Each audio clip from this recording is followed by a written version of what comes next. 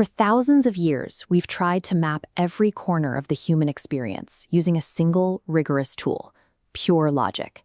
We have spent millennia building vast philosophical frameworks like epistemology, metaphysics, and ethics to convince ourselves that we are governed by reason.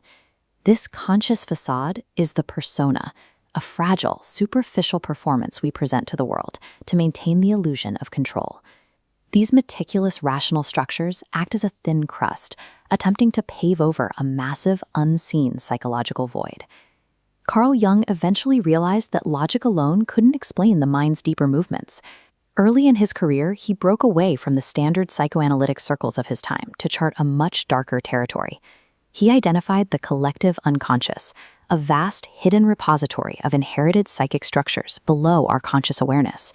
We are born into these patterns. We do not create them. These ancient forces generate our behavior from the bottom up, bypassing the rational mind entirely. To accept Jung's depth psychology is to accept that while you believe you're steering your life, you are often a passenger driven by forces you cannot see. The first active layer beneath the persona is the shadow. This space holds every repressed animalistic trait that our polite, rational selves refuse to acknowledge.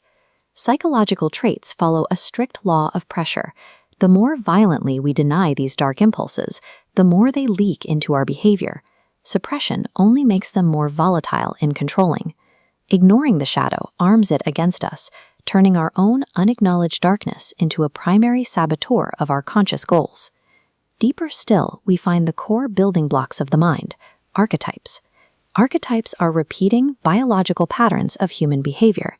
They function as invisible puppet masters, shaping how we perceive reality and organize our societies. When the spiritual warrior archetype goes unacknowledged, its drive for conquest and victory finds a new outlet.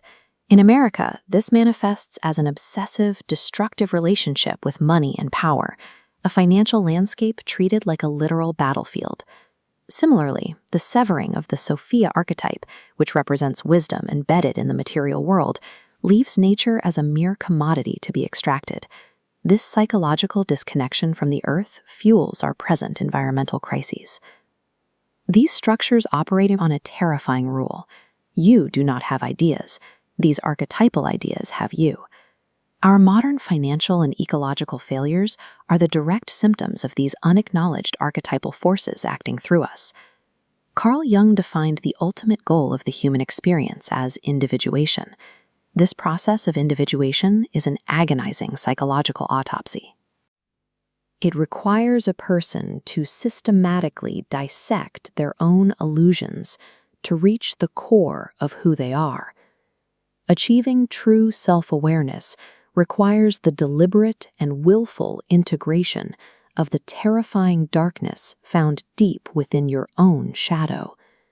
Becoming whole requires the complete destruction of the comfortable, rational persona we have spent our lives building. Outward cultural or environmental sustainability depends entirely on this inward integration. We cannot stabilize the world while our internal lives remain in conflict. Jung's framework is an uncompromising mirror. It demands that we stop looking outward for salvation and start looking inward at our own monsters. To heal the world, you must endure the absolute stillness, stare into your own reflection, and survive the agony of becoming whole.